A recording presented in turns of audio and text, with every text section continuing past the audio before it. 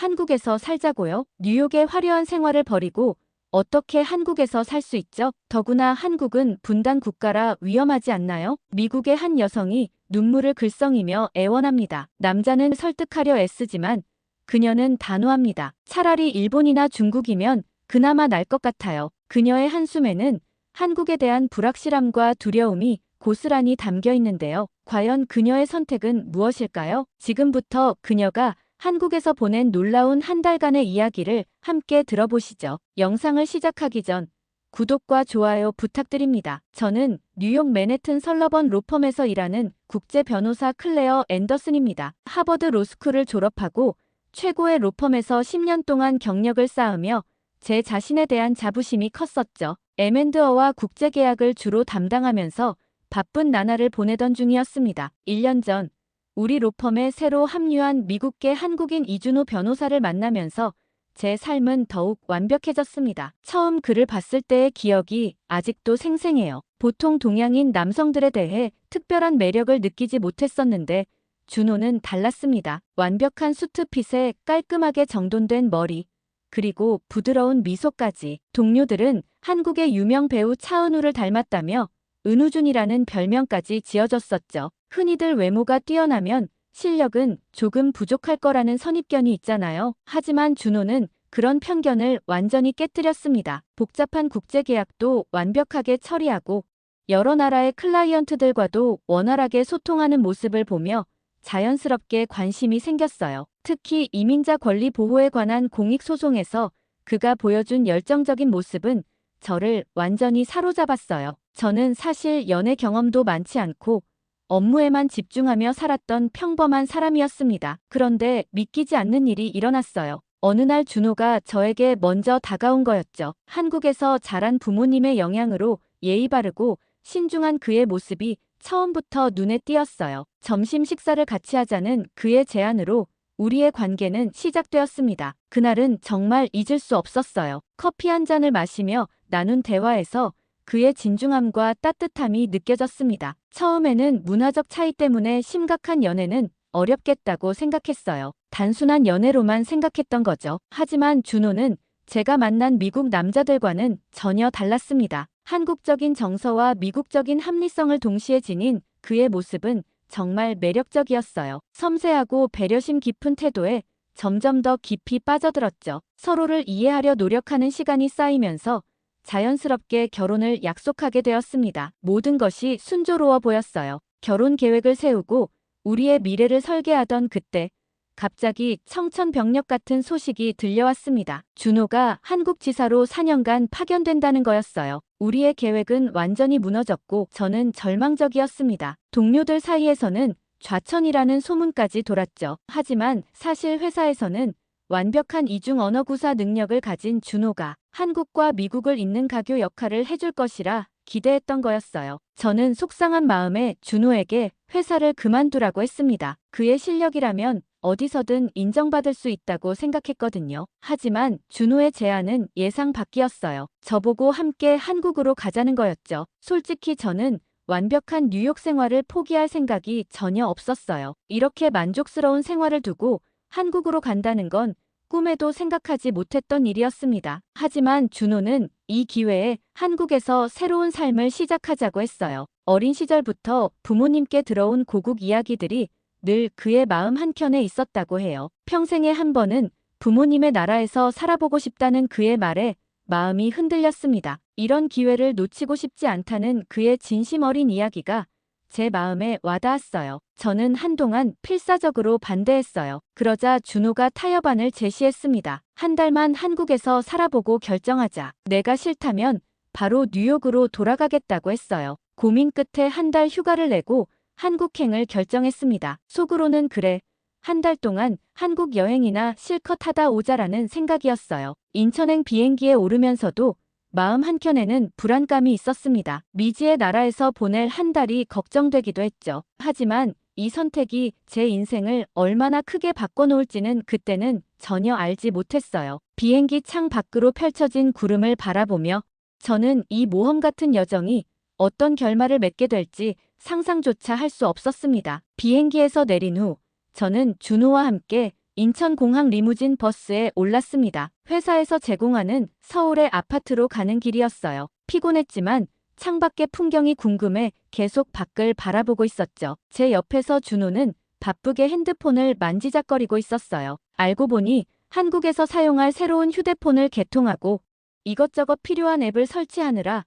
정신이 없었던 거였습니다. 이건 아파트 관리 앱이고 이건 대중교통 앱, 이건 음식 배달 앱이에요. 한국은 이런 게 없으면 불편해서 준호의 설명을 듣고 있자니 피곤함도 잊은 채 괜히 궁금증이 생겼어요. 옆자리에서 앱을 설치하느라 바쁜 준호를 보며 한국이 정말 IT 강국이라는 게 실감이 났습니다. 버스에 제공되는 와이파이를 보고 처음으로 놀랐어요. 고속도로를 달리는 버스에서도 끊김없이 인터넷이 된다는 게 신기했습니다. 준호는 제게 교통카드 하나를 건네주었어요. 이 카드 하나로 버스, 지하철은 물론이고 편의점에서도 쓸 수 있어요. 뉴욕의 복잡한 교통카드 시스템이 떠올랐습니다. 솔직히 한국에 대한 저의 첫인상은 그리 좋지 않았어요. 비행기에서 내려다본 서울의 모습은 마치 회색빛 아파트 숲 같았거든요. 게다가 분단국가라는 사실이 계속 마음에 걸렸습니다. 항상 전쟁의 위험을 안고 사는 나라에서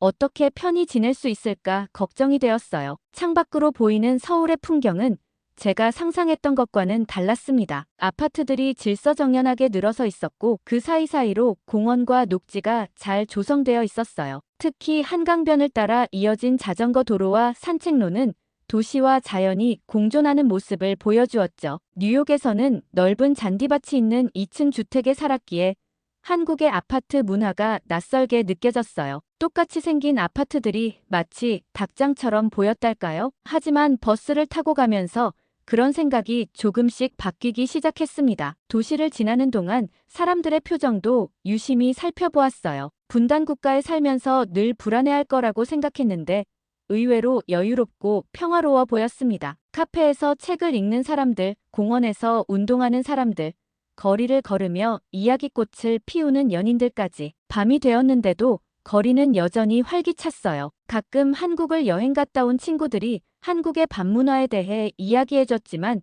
직접 보니 더 놀라웠습니다. 밤늦게까지 불이 켜진 가게들, 식당에서 웃으며 대화를 나누는 사람들, 그리고 곳곳에서 들리는 음악 소리까지. 준호는 계속해서 핸드폰을 만지작거리며 이것저것을 설정하느라 바빴어요. 이건 아파트 현관문이랑 연동되는 거예요. 문 앞에 가면 자동으로 열리게 해주는. 피곤해 보이는 준호의 모습에 절로 미소가 지어졌습니다. 한국에서의 새로운 시작을 위해 이렇게 꼼꼼하게 준비하는 모습이 기특하면서도 안쓰러웠어요. 버스가 서울 시내로 들어갈수록 제가 가졌던 편견이 하나둘씩 깨지기 시작했습니다. 특히 도시 곳곳에 설치된 무료 와이파이, 어디서나 볼 수 있는 편의점, 24시간 운영되는 식당들, 이런 것들이 도시의 편리함을 더해주고 있었어요. 하지만 아직도 한 가지 걱정이 남아 있었습니다. 바로 앞으로 한 달 동안 살게 될 아파트였죠. 준호의 말로는 회사에서 제공하는 좋은 아파트라고 했지만 그래도 걱정이 되었어요. 뉴욕의 넓은 주택에서 살다가 갑자기 좁은 아파트에서 산다고 생각하니 답답한 마음이 들었습니다. 리무진 버스가 아파트 단지 입구에 도착했을 때 저는 말을 잃었어요. 마치 고급 리조트의 입구 같은 분수대와 세련된 조경이 먼저 눈에 들어왔습니다. 버스에서 내리는 순간부터 달라진 공기가 느껴졌어요. 뉴욕의 매연 냄새와는 다른 신선한 공기였죠. 정문에는 첨단 경비 시스템이 설치되어 있었고 외부인의 출입을 철저히 통제한다고 했어요. 처음 본 지하 주차장은 충격적이었습니다. 지하 4층까지 있다는 게 믿기지 않았어요. 깔끔하게 정돈된 주차 공간과 밝은 조명, 곳곳에 설치된 보안 카메라까지 왜 이렇게 깊게 만들었을까? 하는 의문이 들었는데 곧 이유를 알 수 있었죠. 지상에는 차가 전혀 보이지 않았거든요. 아이들이 마음껏 뛰어놀 수 있도록 지상은 모두 공원처럼 꾸며놓았더라고요. 벤치와 산책로, 아기자기한 놀이터까지. 사는 사람을 먼저 생각하는 배려가 느껴졌습니다. 준호가 아까 버스에서 그렇게 열심히 설치하던 앱의 정체도 알게 되었어요. 이 아파트와 연동되는 앱이었는데 주차장에서 집까지 가는 모든 문을 자동으로 열어준다고 했습니다. 지하 주차장에서 입구로 향하는데 또 하나의 문이 나왔어요. 휴, 왜 이렇게 문이 많을까? 속으로 생각했는데 제가 다가가자 갑자기 문이 자동으로 열렸습니다. 어떻게 된 거예요? 제가 물어보자 준호가 웃으며 설명해 주었어요. 아까 설치한 앱이 제가 있는 위치를 인식해서 자동으로 문을 열어준다는 거였습니다. 처음에는 보안문이 많아서 불편할 것 같았는데 오히려 더 안전하고 편리하다는 느낌이 들었어요. 뉴욕에서는 상상도 못했던 시스템이었습니다. 드디어 현관문을 열고 집 안으로 들어섰어요. 솔직히 이때까지도 뉴욕의 제 집과 비교하면서 실망할 준비를 하고 있었어요. 그런데 넓은 창문 너머로 보이는 한강의 전경에 순간 넋을 잃고 말았습니다. 마침 노을이 지고 있어서 그 풍경이 마치 영화의 한 장면 같았어요. 붉게 물든 하늘과 반짝이는 강물, 멀리 보이는 도시의 실루엣까지 마치 그림 같은 풍경이었습니다. 저도 모르게 창가로 다가가 그 풍경을 바라보며 준호와 미소를 나눴습니다. 멍하니 창밖을 바라보다 보니 어느새 30분이 넘게 흘러 있었어요. 정신을 차리고 거실과 주방을 둘러보니 넓고 깨끗하고 고급스러웠습니다. 화이트 톤의 인테리어와 모던한 가구들, 깔끔하게 정돈된 주방까지. 물론 뉴욕의 집보다는 작았지만 아늑하고 포근한 느낌이 마음에 들었어요. 짐을 풀고 정리를 한 뒤 피곤해서 목욕을 하기로 했습니다. 뉴욕 집은 다른 건 좋은데 우풍이 심해서 추울 때가 많았거든요. 욕실에 들어서자 바닥이 따뜻하다는 걸 느꼈어요. 게다가 욕실 곳곳에 설치된 난방 시스템 덕분에 전혀 춥지 않았습니다. 목욕을 하고 나와도 춥지 않다는 게 신기했어요. 와, 진짜 좋다. 저도 모르게 말이 나왔습니다. 특히 맨발로 바닥을 밟는 순간 온돌에서 전해지는 따뜻함에 깜짝 놀랐어요. 말로만 듣던 온돌이 이런 거였구나 싶어서 그만 바닥에 누워버렸습니다. 따뜻한 기운이 온몸으로 전해지는 느낌이 너무 좋았어요. 이런 게 한국의 전통 난방 방식이라니 정말 대단하다는 생각이 들었습니다. 잠이 들려는 찰나 준호가 저를 불렀어요. 이미 한국 생활에 필요한 모든 걸 준비해 놓은 똑똑한 준호는 앱으로 저녁도 주문해놨더라고요. 10분 후면 도착해요라고 했습니다. 어떻게 그렇게 정확히 알 수 있는지 물어보니 핸드폰 화면을 보여주었어요. 배달원의 위치가 실시간으로 표시되고 예상 도착 시간까지 정확하게 나와 있었습니다. 제가 뉴욕에서 음식을 주문할 때는 대충 30분에서 1시간 사이에 도착한다고만 했었는데 이렇게 정확한 시스템은 처음이었어요. 정말로 10분 후에 초인종이 울렸고 따뜻한 음식이 도착했습니다. 한국의 시스템이 이렇게나 정확하다는 게 놀라웠어요. IT 강국이라는 말이 과장이 아니었습니다. 식사를 하면서 창밖으로 보이는 야경을 바라보았어요. 한강변을 따라 늘어선 아파트들의 불빛이 마치 별처럼 반짝였고 강물에 비친 그 모습이 환상적이었습니다. 이렇게 저는 한국에서의 새로운 생활을 시작하게 되었어요. 첫날 저녁 배달 음식을 먹고 피곤해서 깊은 잠에 들었는데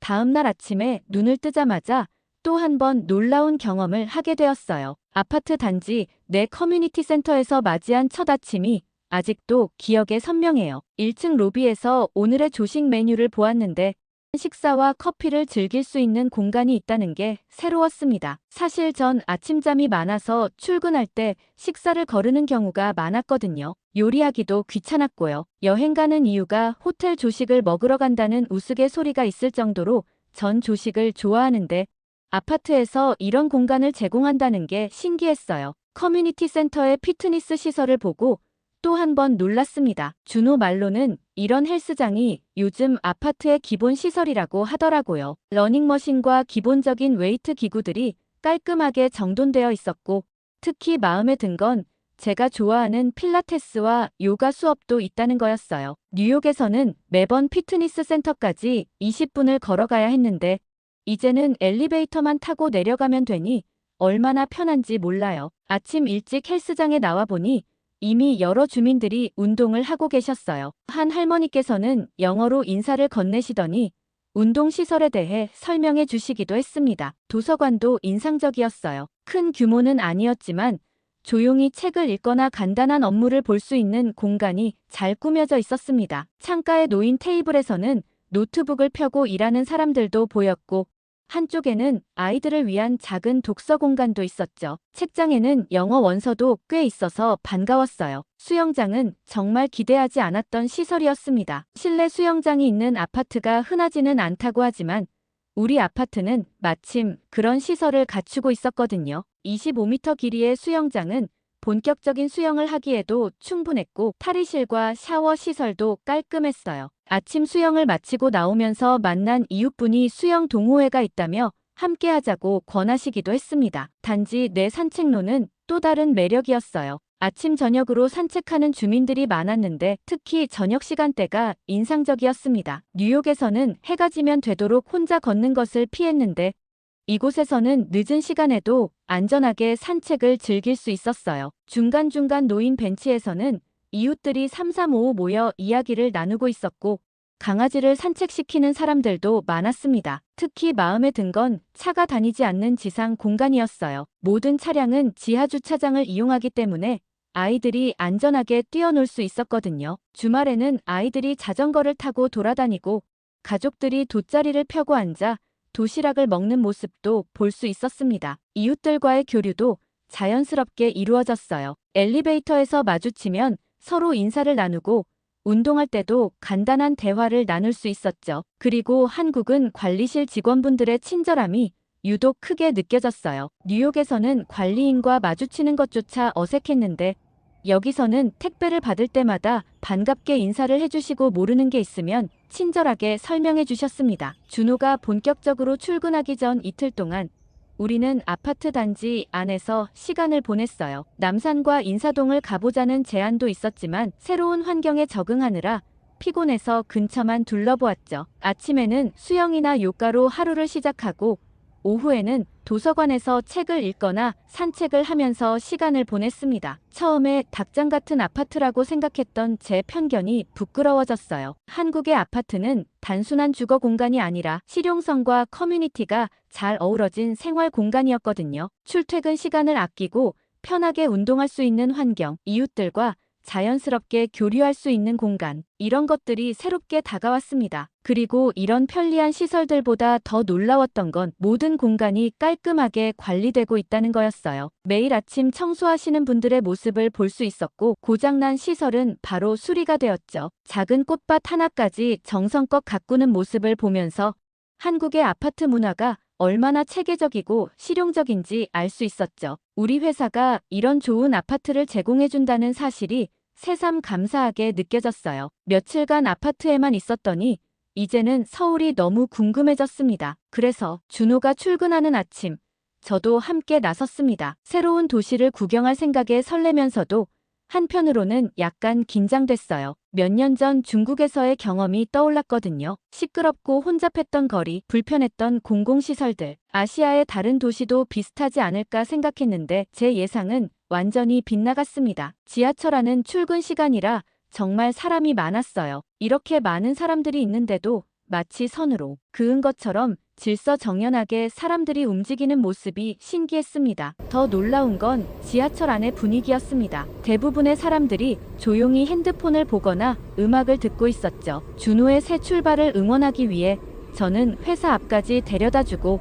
나도 모르게 설렘을 가득 안고 인사동과 경복궁으로 향했어요. 깨끗한 거리와 쾌적한 공공시설들을 보면서 중국에서의 기억이 무색해졌어요. 아무리 인접한 나라라고 해도 정말 다르구나, 완전 다른 분위기였습니다. 이런저런 생각을 하면서 또 한참을 인사동 이곳저곳을 구경하고 광화문 쪽으로 걸어가던 중이었는데 큰 건물들 사이에서 길을 잘못 들었나 봐요. 지도를 보며 한참을 헤매다 보니 다리도 아프고 잠시 쉬어야겠다 싶어서 근처 커피숍에 들어갔습니다. 이곳은 확실히 관광지가 아니란 걸 바로 알 수 있었어요. 외국인들은 보이지 않고 대부분 노트북이나 책을 보면서 조용히 시간을 보내는 현지인들 뿐이었죠. 다리가 아파서 빨리 자리에 앉고 싶었던 저는 커피를 주문하고 구석자리로 향했어요. 핸드폰으로 현재 위치를 확인하면서 잠시 휴식을 취하고 있는데 제 옆자리에 젊은 한국 여성이 앉았습니다. 그런데 그 순간 저는 믿을 수 없는 광경을 목격했어요. 그 여성이 노트북을 테이블에 그대로 둔 채 커피를 주문하러 간 거예요. 순간 도난당하면 어쩌지 하는 생각에 저도 모르게 주변을 살폈습니다. 하지만 다른 손님들은 아무도 신경 쓰지 않는 분위기에 오히려 제가 더 낯설어졌어요. 더 놀라운 일은 그 후에 일어났습니다. 1시간 정도 지났을까요? 그 여성이 이번에는 노트북과 핸드폰을 모두 테이블에 둔 채 화장실로 향하는 거예요. 저는 순간 숨을 멈췄어요. 뉴욕에서는 상상도 할 수 없는 광경이었거든요. 아무리 잠깐이라도 자리를 비울 때는 반드시 귀중품을 챙겨가야 했는데 그 여성은 돌아와서도 아무렇지 않게 자신의 일을 계속했어요. 마치 이런 게 너무나 자연스럽다는 듯이요. 나중에 알고 보니 이게 한국의 카페 문화라고 해요. 자리를 맡기 위해 물건을 두고 가는 게 전혀 이상한 일이 아니라는 거죠. 거리로 나와서도 비슷한 경험을 계속하게 되었어요. 질서정연하게 움직이는 사람들, 깨끗한 공공시설들, 밤늦게까지 안전하게 돌아다니는 여성들까지 이런 모습들이 제가 가지고 있던 아시아 도시에 대한 편견을 완전히 바꿔놓았습니다. 이날의 경험은 제게 큰 깨달음을 주었습니다. 준호를 보며 느꼈던 배려심과 매너가 그의 개인적인 성격이 아니라 한국인들의 문화에서 비롯된 것이란 걸 알게 되었어요. 한국은 단순히 현대적인 나라가 아니라 높은 시민의식과 안전한 사회 시스템이 잘 갖춰진 나라였습니다. 이런 곳에서의 삶이 어떨지 처음으로 진지하게 고민하게 되었어요. 이렇게 저는 서울의 첫 탐험을 마쳤습니다. 돌아오는 길에 길을 잃어 헤맸던 것도 다리가 아팠던 것도 모두 좋은 추억이 되었어요. 오히려 그 덕분에 한국의 새로운 모습을 발견할 수 있었으니까요. 이날 이후로 저는 서울의 매력에 조금씩 빠져들기 시작했고 한국에서의 한 달이 끝나가는 지금 중요한 결정을 앞두고 있습니다. 시간이 정말 빠르게 흘러갔어요. 한국에서 보낸 한 달이 이제 끝나가고 있습니다. 처음에는 한 달만 견디자는 심정으로 왔는데 이제는 떠나야 한다는 생각에 마음이 무거워요. 매일 아침 한강이 보이는 창문을 열면서 이 풍경을 더 이상 볼 수 없다는 게 너무 아쉬웠습니다. 뉴욕에서의 제 생활도 분명 좋았어요. 최고의 로펌에서 일하며 받는 높은 연봉, 넓은 잔디밭이 있는 집, 화려한 도시 생활. 하지만 한국에서 보낸 시간은 저에게 전혀 다른 가치를 알려주었습니다. 이곳에서는 매일 새로운 발견이 있었어요. 퇴근 후 준호와 함께하는 한강 산책, 주말마다 둘러보는 서울의 새로운 동네들. 특히 놀라웠던 건 제가 이렇게 빨리 적응할 수 있다는 거였죠. 한국의 생활은 제가 상상했던 것보다 훨씬 더 편리했어요. IT 기술을 활용한 생활 시스템은 말할 것도 없고 24시간 언제든 필요한 걸 구할 수 있는 편의성, 밤늦게도 안전하게 다닐 수 있는 거리까지. 하지만 그보다 더 중요한 건 이곳에서 느낀 따뜻함이었습니다. 준호의 회사 동료들과 저녁 식사를 할 기회가 있었는데 그들은 저를 너무나 자연스럽게 받아들여 주었어요. 서툰 한국어로 대화를 시도할 때마다 진심으로 응원해주는 모습에 감동했죠. 이런 게 바로 제가 느낀 한국의 모습이었습니다. 한강공원에서 운동하는 어르신들, 지하철에서 자리를 양보하는 학생들, 거리에서 길을 묻는 외국인을 친절하게 도와주는 시민들, 이런 작은 순간들이 모여 제 마음을 움직였어요. 뉴욕의 개인주의적인 문화와는 달리 이곳에는 따뜻한 배려와 공동체 의식이 살아있었습니다. 그래서 결심했어요. 준호와 함께 한국에 머물기로요. 뉴욕의 화려한 생활을 포기하는 게 쉬운 결정은 아니었지만 이곳에서 찾은 새로운 가치들이 더 소중하게 느껴졌거든요. 편리함과 따뜻함이 공존하는 이곳에서 저는 새로운 도전을 시작하고 싶었습니다. 준호에게 제 결정을 이야기했을 때 그의 눈시울이 붉어졌어요. 아마도 자신의 고국에서 새로운 시작을 함께 할 수 있다는 게 그에게도 큰 의미였나 봐요. 우리는 그날 밤 한강변을 걸으며 앞으로의 계획을 이야기했습니다. 이제 제 인생의 새로운 장이 시작되려고 해요. 물론 쉽지 않은 도전이 될 거예요. 새로운 환경에 적응하고 언어를 배우고 문화적 차이를 극복해야 하니까요. 하지만 이상하게도 두렵지 않습니다. 오히려 설렘이 가득해요. 이곳에서 느낀 안정감이 제게 새로운 도전 의식을 심어준 것 같아요. 한국에서의 한 달은 제 인생에서 가장 특별한 시간이 되었습니다. 단순한 여행이나 일시적인 체험이 아닌 제 삶의 방향을 바꿔놓은 소중한 경험이었어요. 이제는 이곳에서 새로운 이야기를 써내려가려고 합니다. 준호와 함께, 그리고 제가 사랑하게 된 이 도시와 함께요. 오늘의 사연 어떠셨나요? 오늘도 끝까지 함께 해주신 여러분께 진심으로 감사드리며 다음 영상도 재밌고 유익한 사연으로 돌아올 것을 약속드립니다. 여러분들의 구독과 좋아요, 알림 설정은 영상 제작에 큰 힘이 됩니다. 감동 모드였습니다.